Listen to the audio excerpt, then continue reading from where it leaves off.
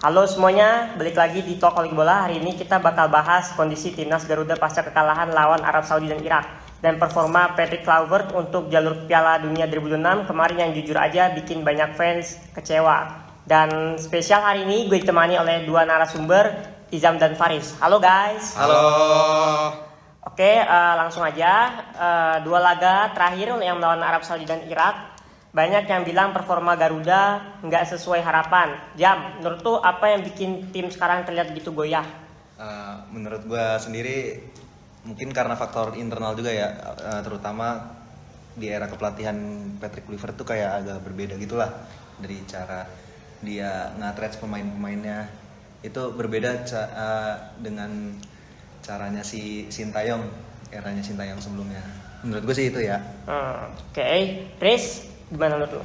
Ya menurut gue karena memang tim ini baru dibentuk dalam beberapa bulan, dan menurut gue pergantian yang dilakukan oleh ketua umum kita tuh agak berisiko sangat tinggi gitu loh untuk mengganti Sintayong dengan Patrick Kluivert yang kita tahu reputasinya juga sangat amat buruk di level klub, dan mereka tetap ingin mengambil risiko itu dan ya ujung-ujungnya gagal juga. Ya udah gitu sih. Iya benar. Iya betul sekali.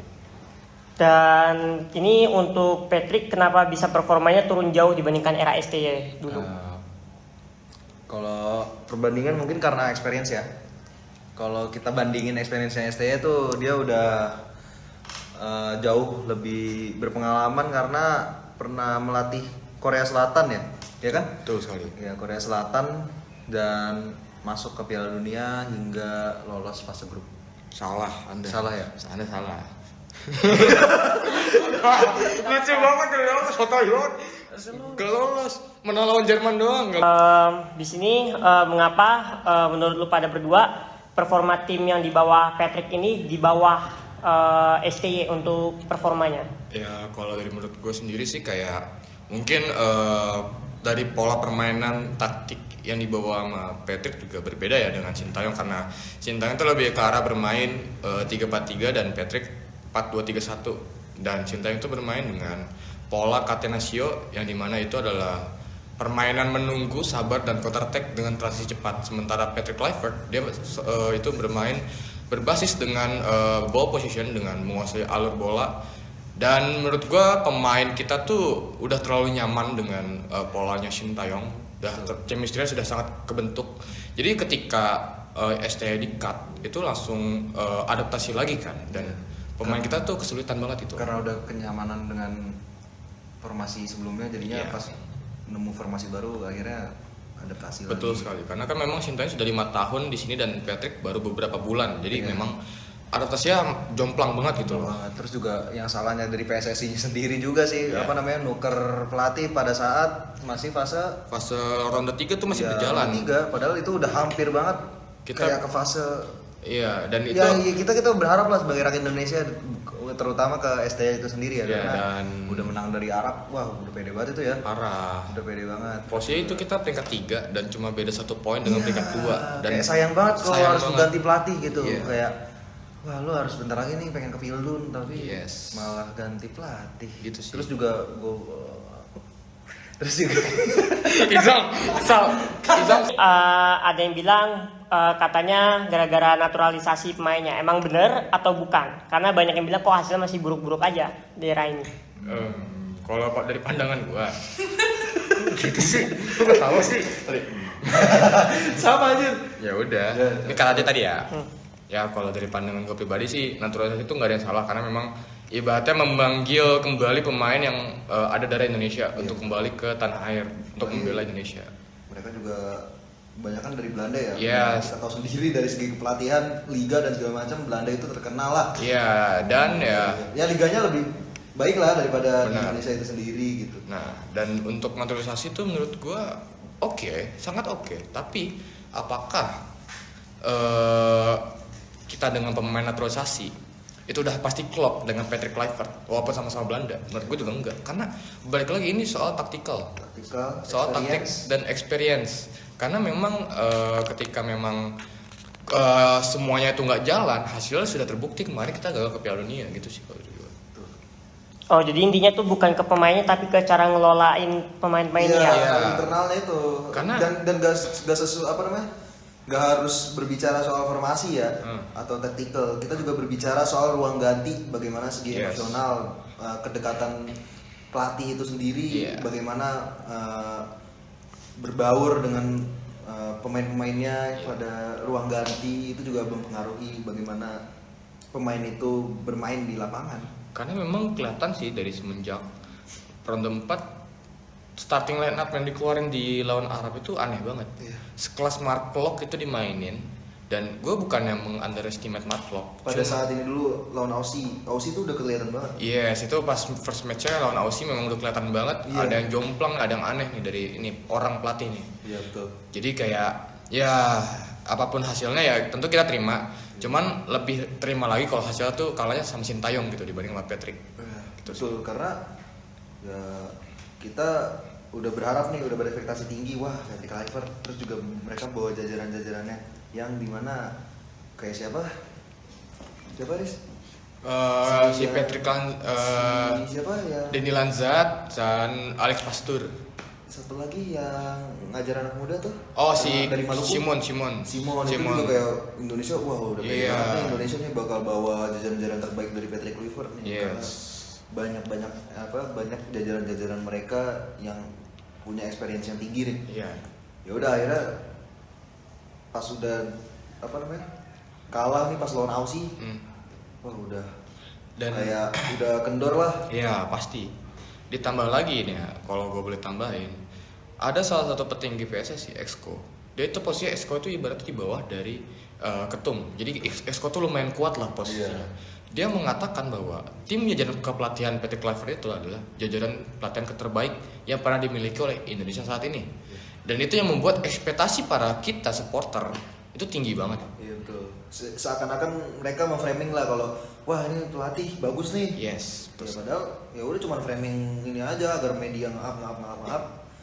Akhirnya masyarakat Indonesia berekspektasi tinggi nih sama nih pelatih gitu. Terus juga kalau dari gue sendiri ya, secara pribadi gue ngelihat Patrick Kluivert aja dari segi experience juga pernah terjerat kasus Yes. judi online ya. Judi online. Ya judi-judi lah pada saat di masa lalu. Itu dari situ aja kayak PSSI apa nggak riset gitu kayak soal perilaku dan segala macam. Yes. Setuju gue. Nggak di apa ya, sebelum milih dia tuh apa nggak dicek dulu lah gitu dari segi perilaku. Ya gitu sih kalau dari kita ya. Kita yang melamar gawe pakai SKCK ya Itu ini makanya kan agak bingung juga karena aja lu. karena kan dipilihnya tuh pas tanggal Natal. Sebenarnya Natal tuh hari libur, yang Iya. datang cuman dia. Ya udah, Kayak ada yang janggal lah. ada yang janggal. Itu ya, lanjut sih boleh. Oke, Banyak banyak banget berita-berita soal mafia di PSSI, jadinya kita kurang inilah. Oke, di sini apakah ada harapan ke depan buat timnas Indonesia? Apakah Kluivert masih bisa bangkit atau dia out? Sekarang udah lewat. Ini udah update nih. Udah Udah out. telat beritanya. Gak Nggak apa-apa. Udah telat. Jadi beritanya itu per bulan apa? Pokoknya setahu gua tetap Oktober, seminggu setelah ya kalau setahu. Iya, di bulan Oktober kalau nggak salah dia out Langsung dipecat. seluruh jajaran. Yes. Dan lucunya juga kelihatan lagi ya muka bahagia dia pas lagi nonton Oh. pas lawan Barcelona itu. Jadi gini mas, ceritanya dia sudah dipecat, lalu dia nonton pertandingan Barcelona karena dia legendnya Barcelona. Yaudah dia nonton dengan muka bahagia dengan duit yang udah diambil dari Iya, PSSI. pasangan Itu. Iya. Jadi kayak ya itu geram aja sih kita, dan terus apalagi salah satu asistennya ngomong kita tuh nggak cocok karena kita masih di peringkat 119. Itu katanya susah banget. Padahal dia di awal jabatan dia naik, asistennya si Alex Pastur dia ngomong kalau kita bisa nih ke Piala Dunia nih, kita Betul. bisa. Terus dia pas udah dipecat dia ngomongnya, ya emang nggak bisa. Iya, kalau nggak bisa. Harus Karena realistis. Realistisnya dengan alasan Peringkat FIFA. Indonesia ini masih butuh waktu panjang lah. Iya. Orang 5 tahun ngapain aja itu sama STY kan? Nah, itu kan itu. butuh proses yang cukup panjang juga. Itu. Ibaratnya lu tinggal terusin ya, ekspektasi kita lu harus menang terus lolos Piala Dunia. Yes. Itu minimalnya tuh. Nggak harus juara Piala Dunia deh. Ya, Lu ibaratnya harus bikin sejarah baru deh. Karena dulu Indonesia pas dengan nama Hindia Belanda tuh Indonesia ini pertama kali lah masuk Piala Dunia. Kita pengen lagi nih sebagai masyarakat Indonesia itu punya sejarah yang seperti dulu lagi. Dan gitu. juga namanya masih Hindia Belanda. Masih Hindia Belanda itu juga masih apa namanya?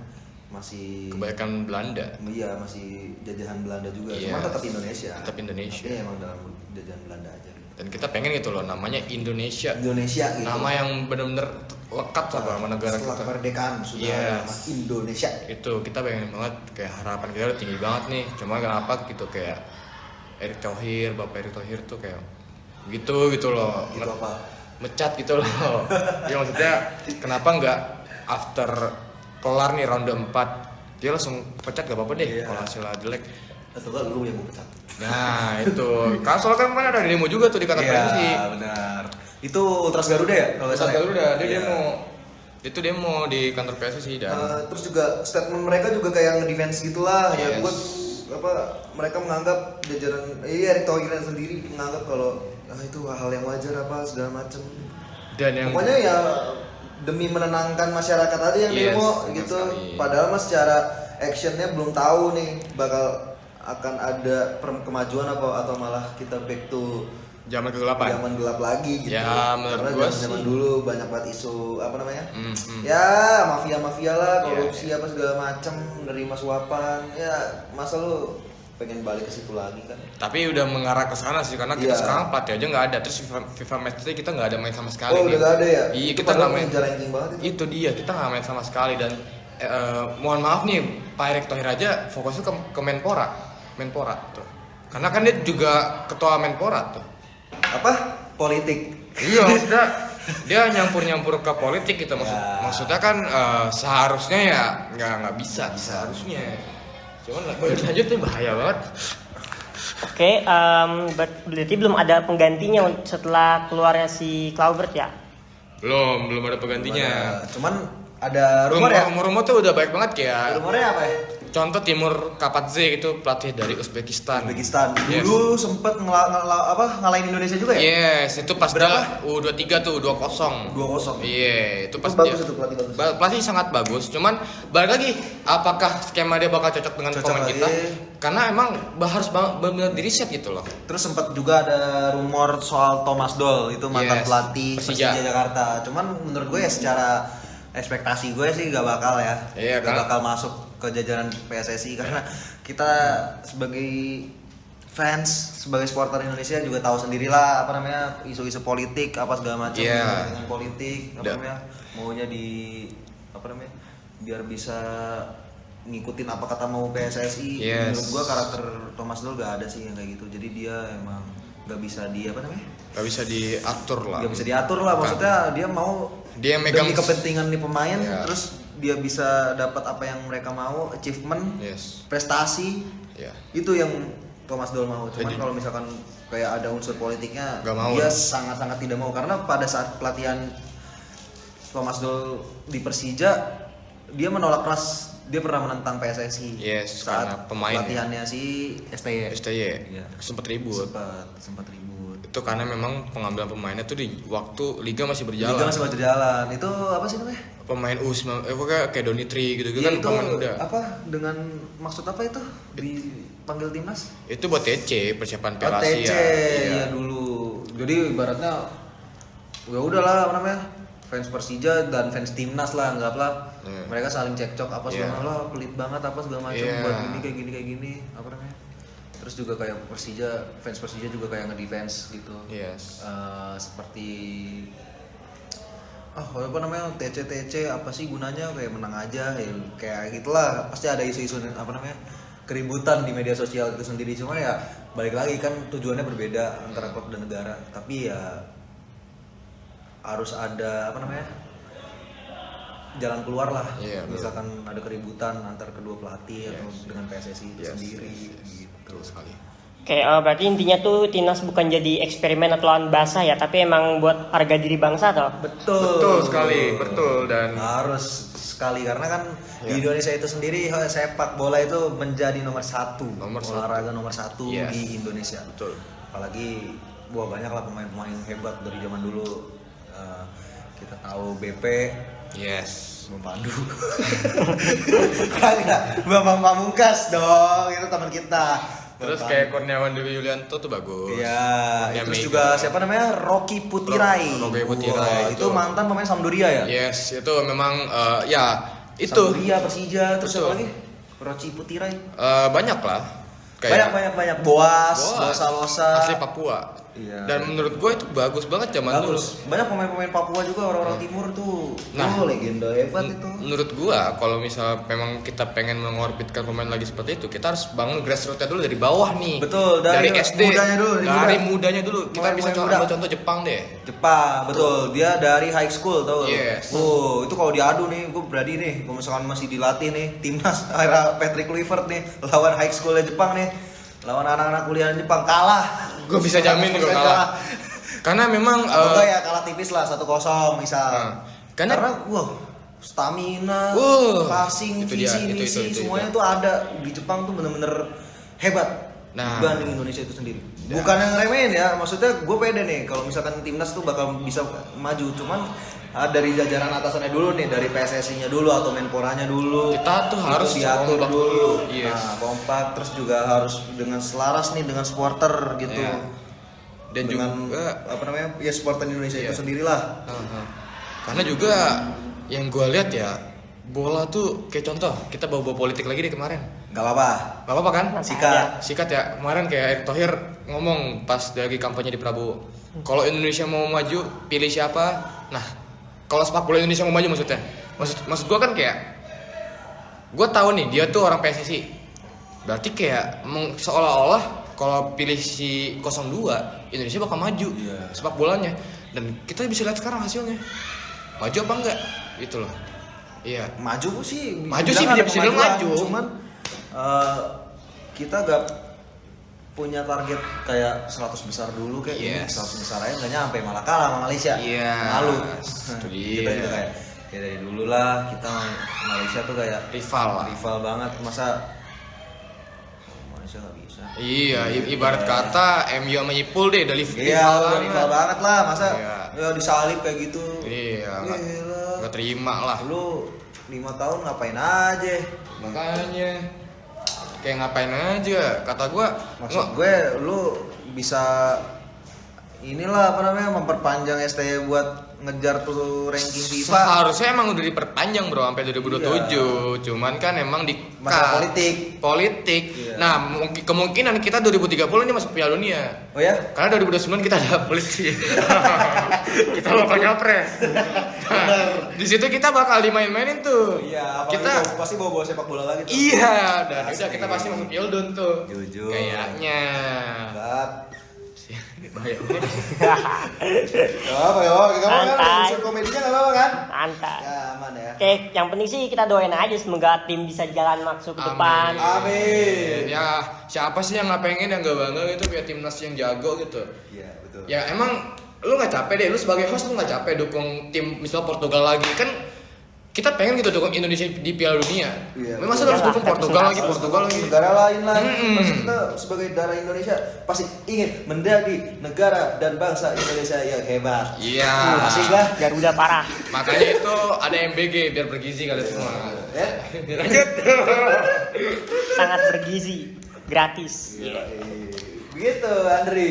Baiklah, untuk Narsum Izan Paris dan semua yang udah dengerin audiens Surabaya Nusantara Tauhok Bawah, terima kasih sudah memberikan pendapat-pendapatnya di podcast kami. Timnas mungkin memang bisa ganti pelatih, tapi cinta kita ke Garuda mungkin gak akan pernah hilang. Sampai jumpa di episode berikutnya. Ya. See you next time.